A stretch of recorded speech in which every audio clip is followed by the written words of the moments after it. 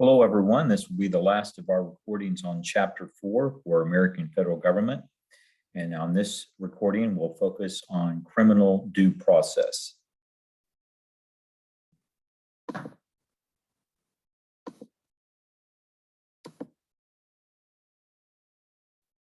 Okay, so this is near the end of Chapter 4, criminal due process. And as you read through this segment of the text, you'll notice that there are 4 amendments from the Bill of Rights that are emphasized in this process. The 4th, 5th, 6th, and 8th Amendments. If you recall from our previous recording, I noted that there's been this observation made that the First Amendment is used by people who have something to say. The 4th, 5th, 6th, and 8th Amendments are used by people who have something to hide. Now think about that for a moment. We may conclude that that's only people who are breaking the law, but that may certainly not be always the case. I think we can quickly determine that there may be times for any one of us that we may not want our lives to be an open book to everyone around us, to the authorities for that matter, and it still does not mean that we are breaking the law, used by people who have something to hide. So to go into detail about criminal due process on pages 147 to 150, you can review the rights found in these 4 amendments. So the 4th Amendment is best known for this protection against unreasonable searches and seizures. Now notice that the word unreasonable is used there. So that certainly can be open to interpretation. And as we've talked about previously, when you look at the exclusionary rule, the idea of when would it be appropriate to punish law enforcement for not carrying out a search that may follow the proper guidelines and whatever would constitute a lawful search.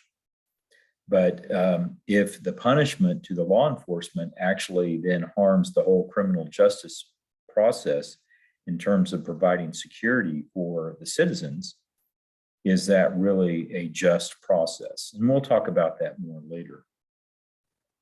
You can see that the 5th Amendment has a great number of rights and is used in many different cases involving the criminal due process, So protection against self-incrimination, probably one of the areas that's best known. Double jeopardy, not charged for the same crime twice. Right to a grand jury. Notice I have a question mark there. That's not been incorporated.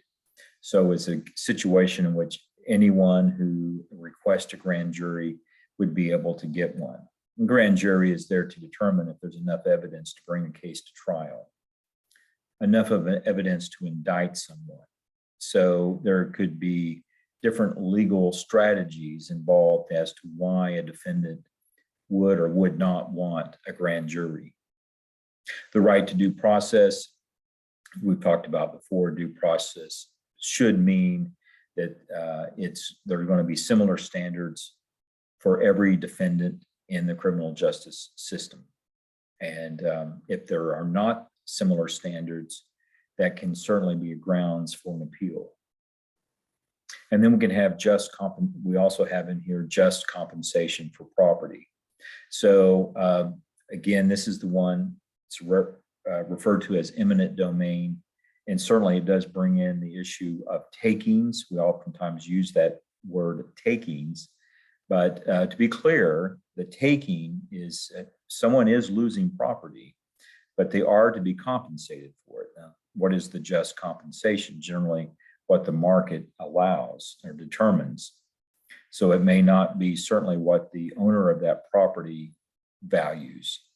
And so that can lead to some questions as well. But anytime we've seen the expansion of a highway, damming up of a river, even perhaps in some cases building parking lots for shopping centers, you have an involvement there of eminent domain. For the 6th and 8th Amendments, we can see also quite a few protections that are found in these amendments. So for the Sixth Amendment, you have a right to a speedy and public trial.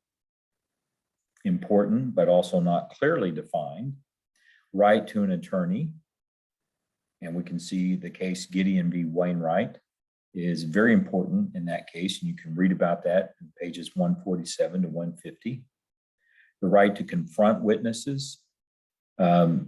Won't go into a lot of detail here, but we can probably imagine that there are situations in which that can be somewhat dicey, such as child molestation cases. The witnesses there could be children 5 years old. How exactly does that work? Well, there are ways to make it work, but it does tell us that for the defendant, this is a right found in the Sixth Amendment. The right to produce witnesses. So an individual on trial has a right to produce witnesses that can help the defendant. And then you can see here a right to an impartial jury, another area that is not clearly defined, but certainly can be an area for appeals if people are convicted and then they're able to make a determination that the jury was not impartial. And the right to be informed of charges. So we've mentioned that before, that goes back to English common law many centuries ago, that an individual does have the right to know why he or she is being detained. So then the Eighth Amendment, protection against excessive bail, protection against excessive fines, and protection against cruel and unusual punishments. I think we can quickly see here that the one segment of the Eighth Amendment that's used or brought out the most and debated the most can certainly be cruel and unusual punishment, bringing up the issue of the death penalty.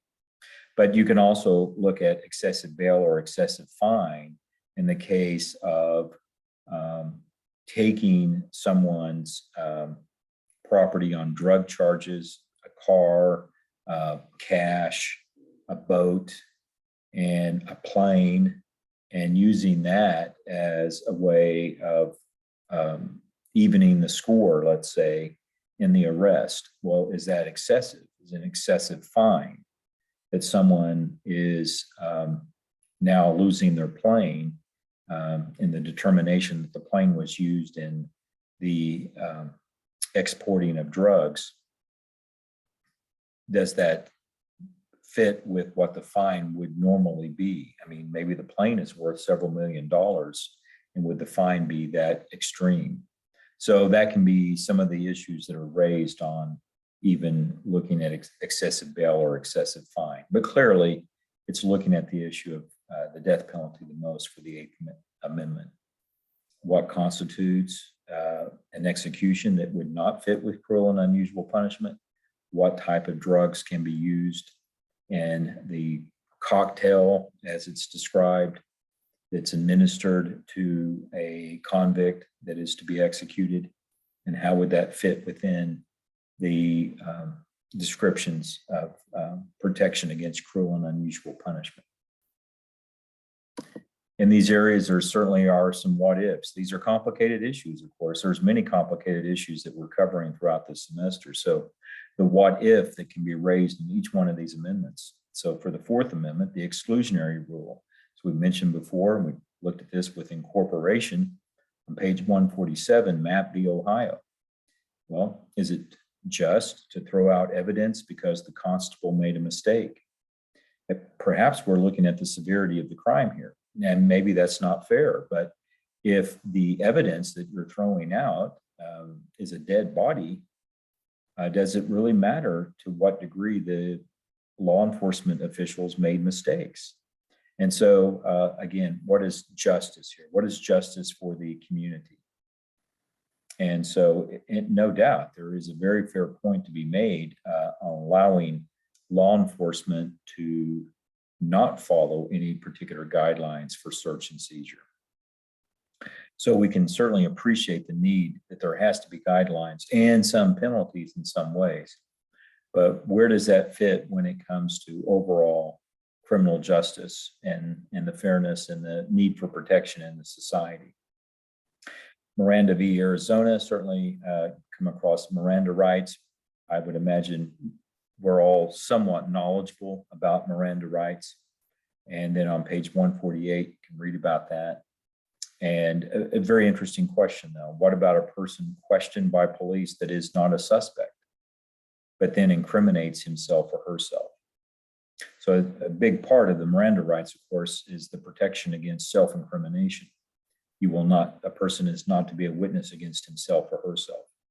So the police bring in an individual to help them get more information about a case. Maybe they believe that an individual has information and is knowledgeable in some ways about a potential suspect or about a situation involving a crime. And so they just want information. But in the process of interviewing that individual says something that incriminates himself. And the Miranda rights were not read because there was not a need to read the rights to that individual, the police would claim, because when the questioning started, the individual was not a suspect. So there's where we can see a gray area for sure. And the police would certainly argue, and again, for the sake of justice in society, if the individual has in fact committed a crime, maybe a very terrible crime, is there a need then to say, well, let's forget what we just heard and now repeat it again after we've given you the Miranda rights? And so we can see how that's just not practical. So that does raise the question there of what are police supposed to do with the information that could incriminate someone when they were not a suspect? And it's somewhat up in the air, but certainly there are cases in which it is introduced into court. It will certainly be argued by defense attorneys in that case. But again, the argument will come back fairly consistently on the part of law enforcement to say the individual at the time the individual made these statements was not a suspect. And so here we can see the question on the Sixth Amendment, Gideon v. Wainwright, which actually involved at one point Mr. Gideon, in which the whole basis of this interpretation of the Sixth Amendment comes from his case that he had been wrongly convicted, and he was retried, and he at one point didn't want an attorney. So there was an attorney, though. Eventually there would be an attorney.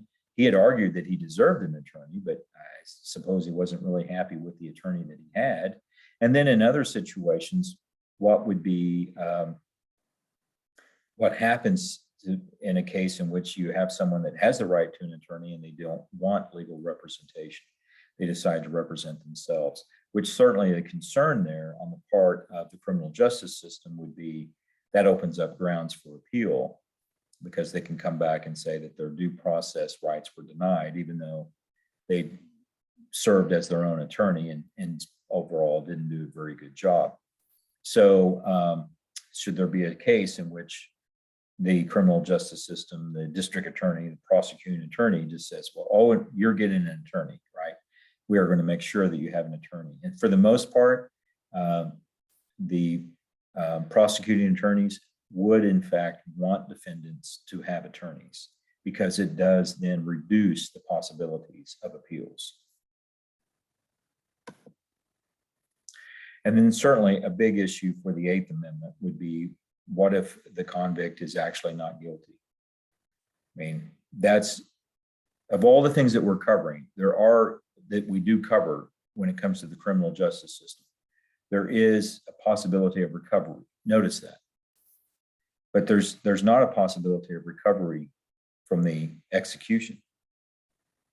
So executing someone who is not guilty, how do you rebound on that? Well, you don't really, right? And if you're interested in finding out whether or not there actually have been people who were not guilty that were executed or were very close to being executed, check out the Innocence Project. Just Google that, review it, and I think you'll certainly find information that we have in fact executed people who were not guilty in this country, and we've also come very close to doing more of that. So that becomes part of the question there, even though we may certainly see the need for justice and the appreciation for justice. and the crimes that have been committed and the need to have the death penalty. Many of us may reach that conclusion. We also know that we're dealing with a state that makes mistakes. And if that's the case, then some of the mistakes will involve innocent people being executed. And how comfortable are we with that possible outcome?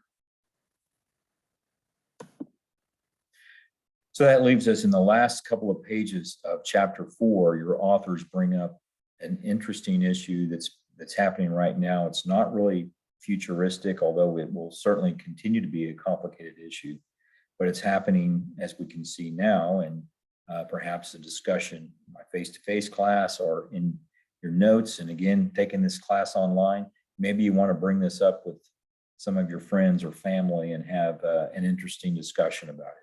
Should police be required to obtain a search warrant before using facial recognition technology?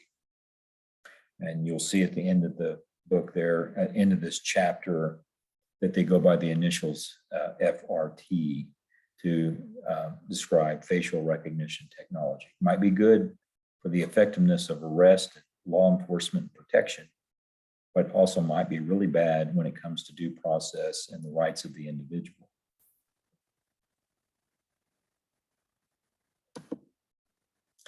All right, we'll stop there. So that's the end of chapter 4. We'll move on to chapter 5 and look at civil rights in our next recording.